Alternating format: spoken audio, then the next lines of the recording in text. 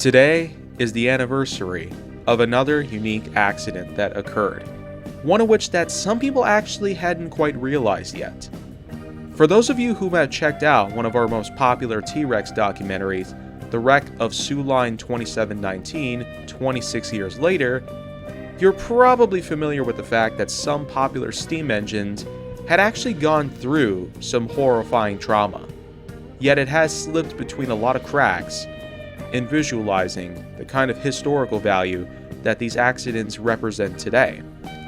However, today it marks 70 years since a certain wreck occurred with another popular steam engine, Norfolk & Western 611. Yes, you heard that right. This once great steam engine, built in 1950, had actually ended up in a wreck upon reaching the age of only 6 years old. This is the story of the Pocahontas Cedar, West Virginia train wreck. Though for narrative's sake, we'll call this the wreck of Norfolk & Western 611, 70 years later.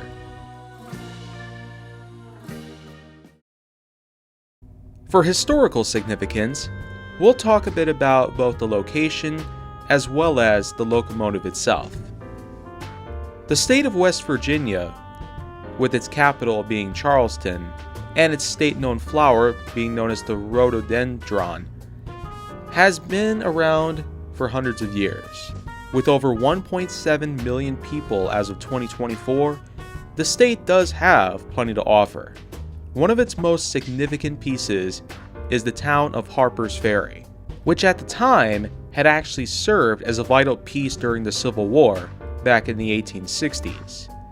Nowadays, the town itself still bears a lot of historical significance, with the place looking very similar to how it did back in the day.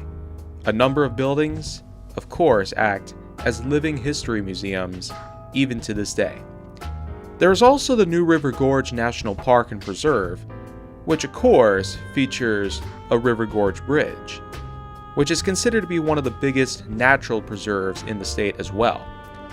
You could even find the black bear most commonly in the States as well. And as for Norfolk & Western 611, a number of basic info is something we'll also list for the time. The build date of this engine took place in May of 1950, a good amount of years since most railroads had already decided to retire steam locomotive production. This of course does make 611 a very belated entry into the United States steam locomotive program, yet it still is a valiant piece that to this day still sports its unique number, a unique haunting whistle, and of course, streamlined shrouding, making it a rare case, as well as another belated case, of a streamlined engine being preserved to run even to this day. It was originally built as a 484 in the Roanoke shops in Roanoke, Virginia.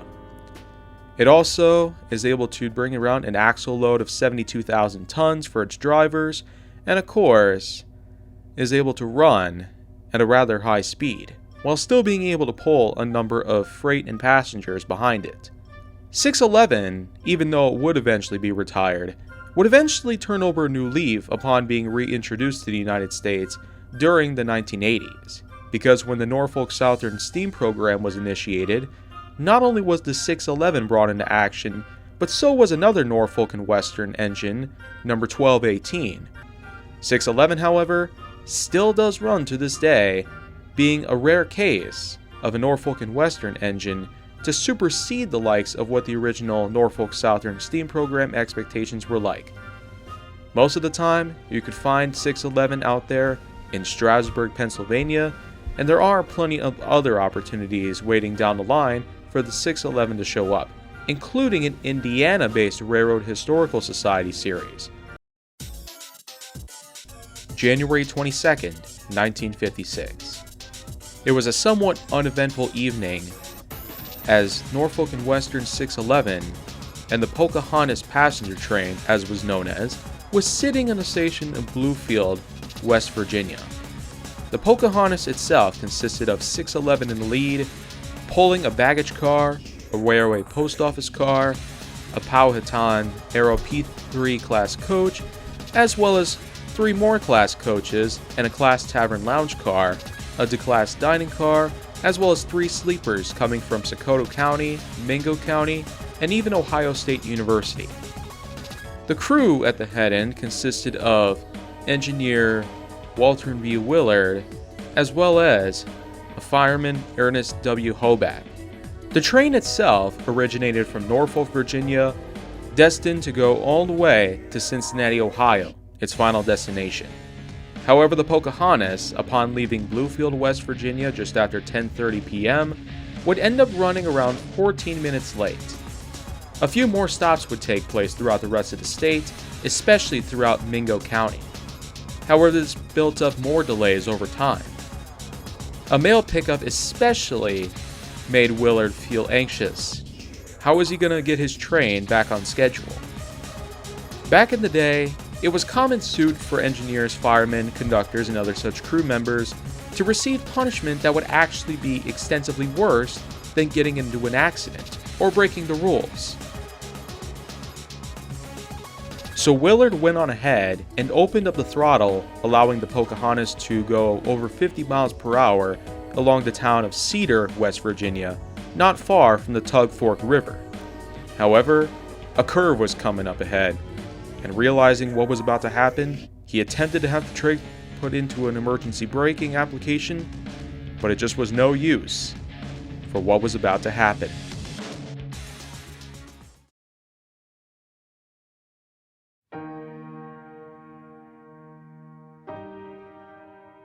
The train derailed, tipping over and sliding down the embankment of the Tug Fork River. 611, along with the tender, would end up on the side, while the first 6 cars, including the baggage as well as the RPO car, would also follow behind. Various degrees of damage especially would occur in the first few coaches following the engine, tender, and baggage cars. In all, Engineer Willard was the only man who died in the wreck, while another 59 people, including 10 other crew members, ended up injured. Upon the aftermath of the collision, most of the survivors would take some refuge inside of the sleeper cars until another train known as the Cavalier would come by and pick them up. The wreck took some time to clean up, as well as plenty more time for the tracks to be repaired, as some of them got taken along with the train itself down the embankment near the Tug Fork River.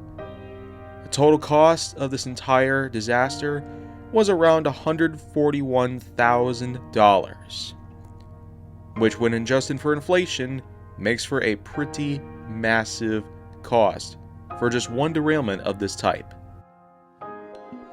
Many people, though, were stunned, trying to find out how could an accident like this happen, let alone on a curve near a river. The Interstate Commerce Commission would show up at some point after the accident, figuring out that human error was the primary cause to the accident. Through testimonies in crew and passengers, and especially fireman Hoback, Engineer Willard was primarily the one to blame, because he, after all, sent the train flying off the curve at speeds of over 50 miles per hour in an effort to make up for lost time due to the various delays in Welch, West Virginia, as well as Bluefield, West Virginia, going along down the Pocahontas division and attempting to get back on schedule. As mentioned before, it was a common suit, especially up until the mid-1960s, in which that railroads had a tendency to push for on-time scheduling, and of course, often put the blame on the crews as a matter of simply having more margins met. Back in those days, it was common for all sorts of crews to suffer from worse punishment only for being late, as opposed to costing over $141,000 worth of damages to vehicles and other such property. When you think about that, this kind of act was horrible, and it was no reason why there was tons of accidents of this sort.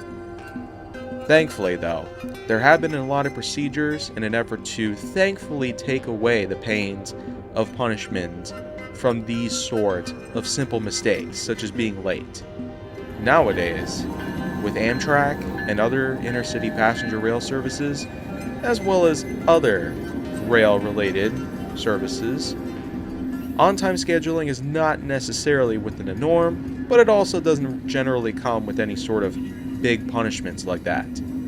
Amtrak, in fact, does attempt to maintain scheduling, but also is a lot more lenient in terms of putting crews on the fronts of staying on time or even having any sort of clean records. Of course, while many changes did come, especially when regulating train speeds, the implementation of cab signals, which were around at the time, could have allowed for the train to not fly off the curve. After all, when cab signals are implemented, there is a high chance that they can react accordingly, or of course, allow for any slowing or stopping of the train long before anything goes wrong. While today, there is positive train control, a satellite-operated system, which is a lot more on the preventative side, as GPS tracking does allow for the detection of any trains going too fast, entering occupied sidings, or of course, is approaching a curve at a speed that would cause a derailment. Some people have in fact speculated on what positive train control status is like today, especially noting a few different accidents. Either way you look at it, technology like this, while it did exist in the 1950s, especially with Norfolk and Western being one of the railroads that would use cab signals, among many other automatic train protection systems, it wasn't all that common. Not to mention, Norfolk and Western 611 wasn't exactly filled with fancy tech like you would see on most modern equipment. Any other way you look at it though, Norfolk and Western 611, after having repairs, was sent back into service until some time afterwards, where it would be retired and put up in Roanoke, Virginia, alongside other Norfolk and Western equipment. Nowadays though, Norfolk and Western 611 still does reign supreme on the rails, having worked with various other railroads of all sorts, Strasburg, Pennsylvania, as well as the Indiana Railroad and Historical Society, just to name a few. You can expect 611 to shine on, being one of the most popular steam engines of the early 1950s.